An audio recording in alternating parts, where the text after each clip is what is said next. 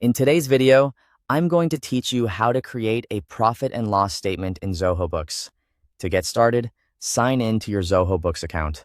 Once you're logged in, you'll be taken to your main dashboard, where you can access all of your financial tools and reports. Make sure you're in the correct organization or company profile before continuing, especially if you manage more than one set of books. Next, go to the left sidebar and click on Reports.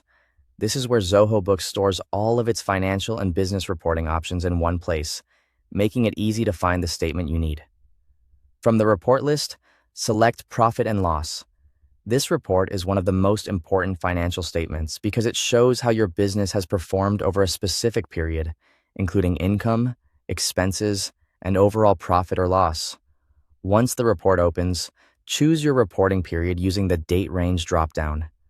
This step is important because the data shown in the report depends entirely on the time frame you select.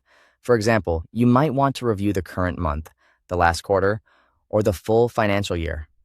After that, select the report basis. In the report basis dropdown, choose either accrual or cash. Accrual basis shows income and expenses when they are earned or incurred, while cash basis shows them only when money is actually received or paid. Choose the one that matches how you want to analyze your business performance. If you need to narrow down the report further, click More Filters. This allows you to customize the report based on additional criteria. Filters can be helpful when you want a more specific view of your financial data without changing the core report itself. When everything looks right, click Run Report. Zoho Books will generate the profit and loss statement based on the settings you selected. Now take a moment to review the statement carefully. You'll see key sections such as operating income, cost of goods sold, gross profit, operating expense, operating profit, non-operating income, non-operating expense, and net profit or loss.